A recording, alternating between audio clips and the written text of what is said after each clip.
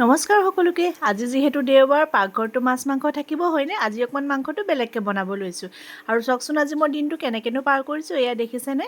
আজি বজাৰখন যিহেতু সত্যজিতে কৰিছে, গোটেইবোৰ মই ধুই পখালি ৰ'দত দি থৈছোঁ। যিহেতু পাত শাক বহুত আনে, সেইকাৰণে মই ধুই পখালি ধুনীয়াকৈ চফা কৰি ফ্ৰিজত ভৰাই ৰাখোঁ। এয়া দেখিছেনে?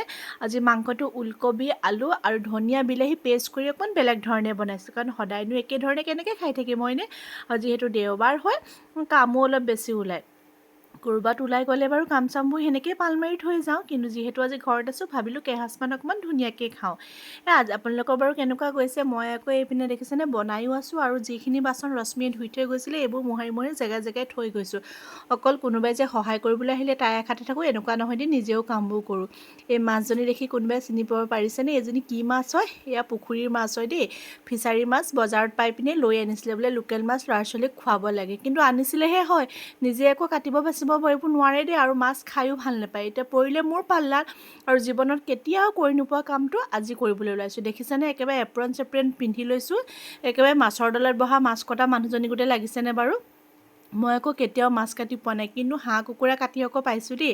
কাৰণ মাংস খাই যিহেতু ভাল পাওঁ, মাছো বেয়া নাপাওঁ, কিন্তু এই কাটি মেলি খোৱাকৈ মই কেতিয়াও অনা নাই। যিহেতু লোকেল মাছ হয়, তেখেতলোকে চাগে কাটি নিদিলে নেকি, তেখেতে এনেকৈ লৈ আনিলে। মই আৰু এই মাংস কটা গৰডোখৰতে ধুনীয়াকৈ পিচ পিচকৈ কাটিছোঁ দেই, কিন্তু থেঠালি খোৱা নাই। প্ৰথমবাৰ কাটিছোঁ যদি ধুনীয়াই হৈছে। আপোনালোকে বাৰু কোনে কোনে এনেকৈ ঘৰত মাছ চাছ কাটিব লগা হয়? পুখুৰী মাছ হ'লেতো আমি আগতে ঘৰত মাহঁতে নিজেই কাটে, কিন্তু মই কাটিবলগীয়া হোৱা নাছিলে। এয়া দিয়কচোন, আমাৰ মহিলাসকলৰ কি কি কাম হয়নে? এগৰাকী বোৱাৰী মাতৃ হোৱাৰ পিছত নকৰিবলগীয়া কাম কিছুমানো কৰিবলগীয়া হয়। পিছে কৰি বেয়া নাপাওঁ, কাৰণ যিকোনো বস্তু বা যিকোনো কাম প্ৰথমেই মানুহে আৰম্ভ কৰে হয়নে?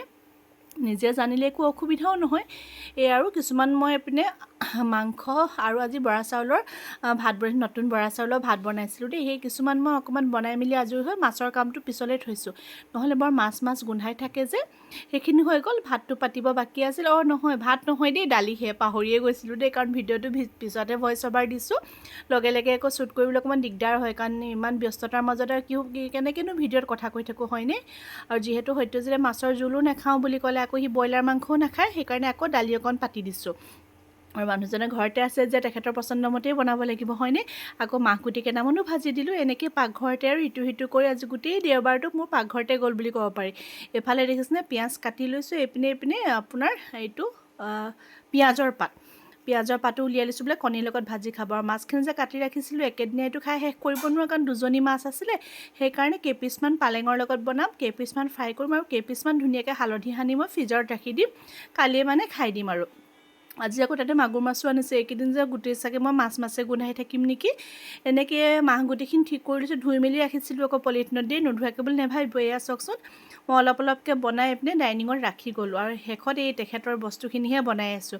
পিঁয়াজ পাতৰ লগত কণী ভজা, এইপিনে পালেং ধুই ৰাখিছিলোঁ যে, এইপিনে দাইল তেল মাৰিম এইখিনি। আৰু এই ধুনীয়াকৈ আজি দুপৰীয়াৰ থালিখন ৰেডি কৰিলোঁ।